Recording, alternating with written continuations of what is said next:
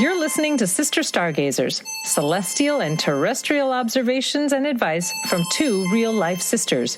Welcome, fellow Stargazers. Your sisters are in the house. Hi, Jude. Hey there, Sarah. How's it going for you? Good. Yeah. Going into my inner phase. That's right. Well, we've just passed the solstice. We've just crested a new moon. This is episode 68, looking at this final week of December 2022, December 25th through roughly December 31st. Take it away. Where shall we start? Yes, dreamy. Dreamy. Neptune is all the rage this week because Venus and Mercury in Capricorn are making sextiles to Neptune. The moon is conjuncting Neptune. There's a lot of mushiness and cuddliness to the week with Neptune there. So the only day that's not so great is New Year's Eve, which is the very end of the week. So just a heads up with that. Okay. But yeah, we're coming off of this new moon, the solstice. Yeah. Those two charts are quite powerful, and I might suggest that our listeners listen to our previous podcast. And also, I have shared new information about that chart that I've been researching, especially the solstice chart, because there's a hammer of Thor in that chart. That signifies unavoidable conflict. So any opportunities that we have for dreaming, for envisioning, for cuddling is all good this week, because I think as we roll into this season, we will be tested. Listen to our radio show to get that info. That will be a show that's going to be aired on the 19th. Okay, great. So Christmas Day, right? The 25th. Yeah, the 25th. The moon is coming off of these conjunctions to Venus and Mercury. So the moon is sliding through, not so much sliding, maybe that's the wrong word, but kind of plodding through Capricorn. It's very methodical as it moves through Capricorn, and it's making conjunctions to Venus and Mercury, who are also in Capricorn, and also very methodical in their work there. And Mercury sextiles to Neptune on Sunday, the December 25th. So, we're coming off of this kind of dreamy quality of Christmas Eve. And then the moon moves into Aquarius and sextiles Jupiter. So with this aspect on Christmas Day, Sunday, the December 25th, watch for this aspect, because there might be feelings of detachment that could be delivered with generosity or maybe without thought. So you might be very flippant or kind of casual without thinking about someone else's feelings. That's kind of how Aquarius can be, the moon in Aquarius. It's somewhat detached, less conscientious?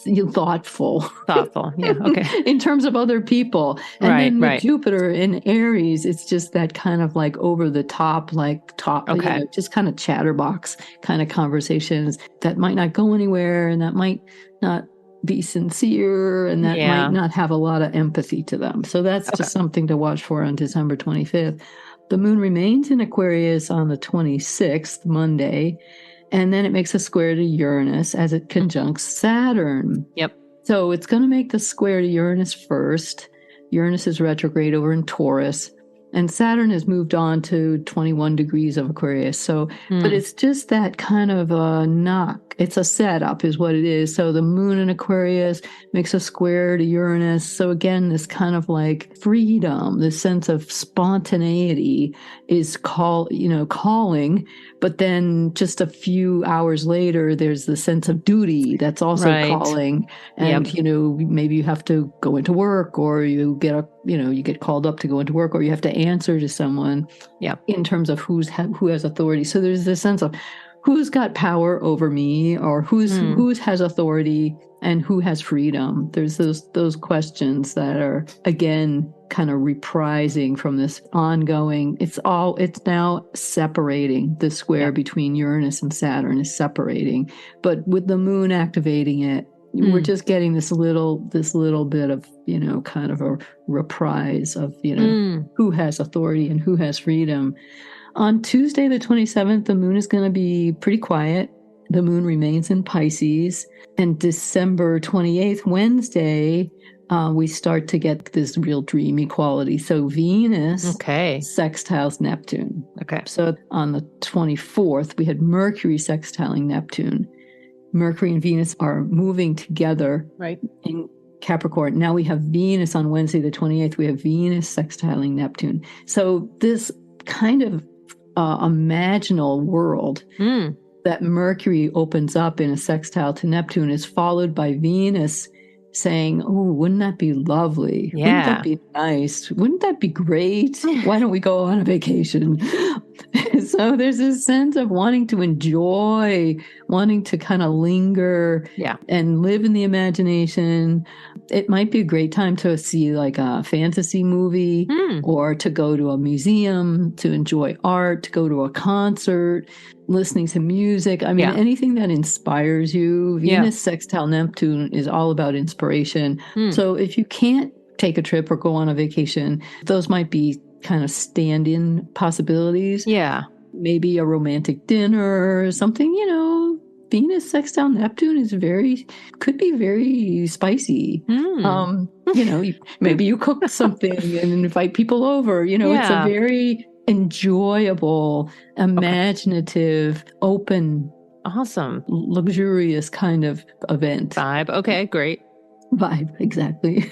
Then the moon sextiles Uranus on the same day. So this also feeds into this Venus sextile Neptune is this, it's this sense of being spontaneous. Yeah. Yep. And exploracious, kind of, spunky. And I mean, the moon's in Pisces and it wants to have some fun. Pisces is the collective and kind of going out and having fun is kind of on tap. The moon will also, from Pisces, sextile back to Venus and Mercury in Capricorn. So that adds more dreaminess. So at the top of the week, the moon was making a conjunction to Mercury and Venus, and now it's up in Neptune's abode in Pisces, making a sextile back to Venus and Mercury. So it's just this, it's this real sense of pleasure and just enjoyment in the first half of this week.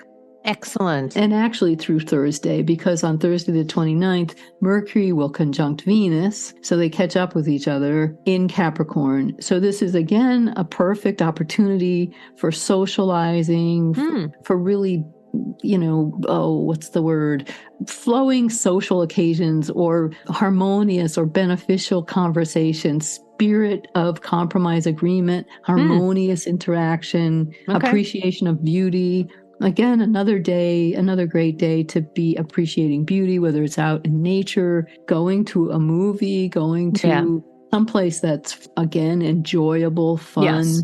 Also on Thursday, the 29th, Mercury begins its retrograde for 3 weeks. So it's going to go retrograde through Capricorn and will be retrograde into the middle of January.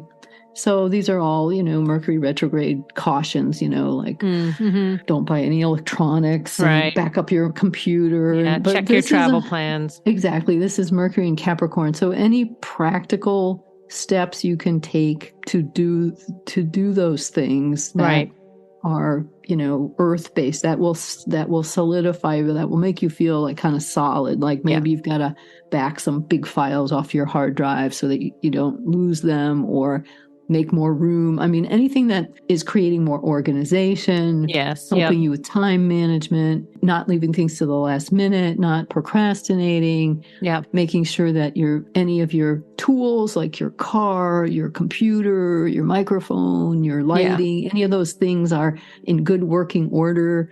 Those are all efficient, practical steps you can take while Mercury's not yet retrograde, to kind of ensure that you have the things you need when Mercury does go retrograde. Right? Okay, sounds good. Yeah. The moon will move into Aries, conjunct Jupiter on Thursday the 29th. So this is a great time to look for opportunity.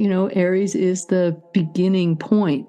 Jupiter is right there at 0 degree of Aries. It's also there making an opposition down to Ceres who's just moved into Libra. So 0 degrees Libra, Ceres, the asteroid goddess of grain. is opposing Jupiter at 0 degrees Aries. That was making a square to, and is still within orb, making a square back to the sun and moon at the time of the new moon. But this position, it can be about our sense of well-being, our sense of having enough, being prepared, wanting to see the world in peace. Yeah. You know, there's a lot of intentions that might be activated at those 0 degrees of Aries and 0 degrees of Libra at this time. This opposition is really calling our attention to honoring the things that we have. Yes. And taking stock and working with what we have to move forward and really evaluating our ideas on what will work best.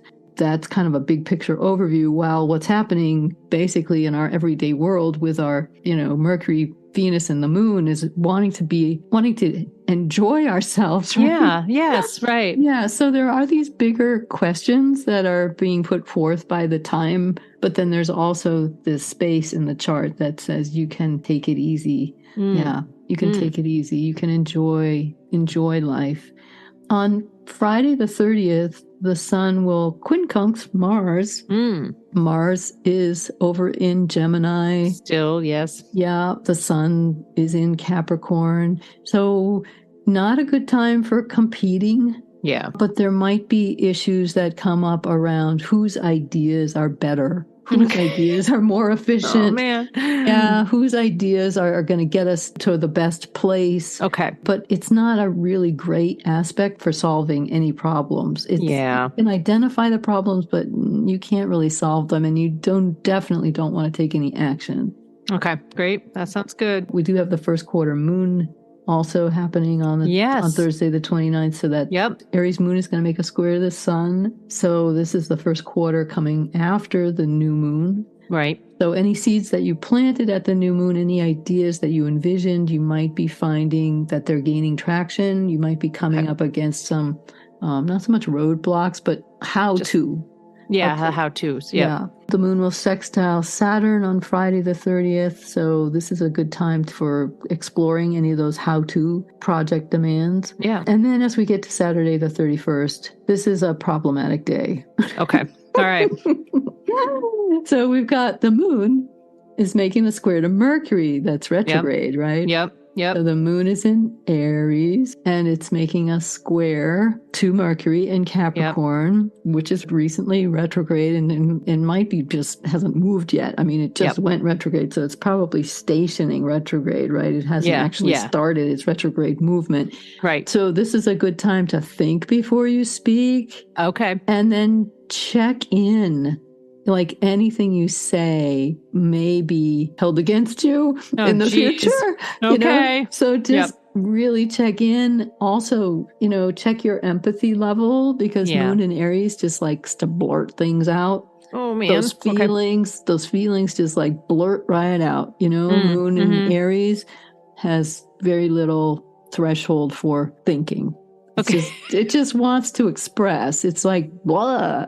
Yeah. But the worst thing is squaring Mercury retrograde. So, potential for misunderstandings. Yeah, fair enough. Yeah, the moon in Aries will then square Venus. So you see we've got this setup, Mercury, Venus again. Yeah. Capricorn. So we had these few days, which were just great, and now on Saturday, December 31st, New Year's Eve, we have the moon squaring Mercury and the moon squaring Venus and the moon squaring Pluto. Okay. Yeah. Yep. So those are 3 big squares from the moon. Yep. So the moon square Pluto is all about bearing your soul, bringing up all of the garbage. Yep. Putting it all out there. Not so good for New Year's Eve if you want to, have a relationship in the new year. And that's it. Is that like endings are hard? And I think at the new year, people just they want to like resolve everything or revisit things as if it's going to tie it with a nice bow. And maybe it's not. Now is not the time. Like exactly. So think before you speak. Let the feelings of being unsettled, let them just go, show some restraint, And then, with this moon square Pluto, just wait for any tension to subside before taking any action. So that means don't try to outmaneuver somebody on the road just because you got cut off or whatever it was. Just let it go because it's not going to play out well. Right. Moon enters Taurus later in the day. So this helps, but it comes a little too late from all of these squares from Mercury, Venus, and Pluto. It's going to be a good time to just settle in, relax. That sounds more like it. Moon in Taurus enjoys itself. It loves the finer things in life, the craftsmanship or the feel of a fabric, really loves the sensual nature of all of the senses, being able to eat really good food and listen to wonderful music and take in art and touch things that are soft and feel good. Yeah. So that sounds good. And appreciate things that are well made. That's all Taurus, all the realm of Taurus, right? Also the realm of Venus, which rules Taurus. So this is more like what you want to focus on for New Year's Eve. For sure. So it's a good week. It's a good week to envision and just watch towards the end of the week where these other aspects to the retrograde Mercury and squares to Venus, Mercury, and Pluto from the moon might tend to get you in trouble. So, okay, that sounds great. Before we wrap up, I have 3 cards that came out, but the one that's really pulling my eye is the star. Do you think that has any relevance for the week? Yes. I mean, the star is Uranus. It's spontaneity. It's imagination. All of those can also feed into some of the Neptunian themes. I wondered because there's this figure and they have pictures. They're sort of on the edge of a little bit of water and they're taking their pictures and they're pouring the water into part of the land and part into the water. It's a very kind of balanced earth-water kind of sign. And then there's one large star up above surrounded by 7 smaller stars. I don't know why, it just is drawing my eye in terms of maybe it's the idea of the Christmas star or the wishing star or something for the new year, but it was pulling my eye. So just want to throw that out there. So that's perfect. I mean, just that whole Neptunian kind of realm that's being aspected by Venus and Mercury, right? The imagination, that's the star. Okay. And what can we envision? Great. Yeah. That's great. And we want to encourage people to tune in or listen back through the archive for our Monday, December 19th live radio show on WMPG 90.9 FM, WMPG.org. You're going to talk more about this Thor's hammer that's coming up. Is that what? Yes, I'm addressing the whole solstice chart and the new moon chart. What we can certainly do is put a link in our Facebook and on our other places so that people can find it more easily to navigate that. That's our Monday night call-in astrology show on WMPG.org. And you can always reach us at connect@SisterStargazers.com. And I think the thing we really want to leave everyone with is a happy, happy week celebrating the end of December and welcoming the new year. Thanks, Jude. Yeah, thanks, Sarah. Take care, everyone. Bye for now. Thanks for listening to Sister Stargazers. Let us know what worked for you this week. Find us on Facebook and post a comment at Sister Stargazers.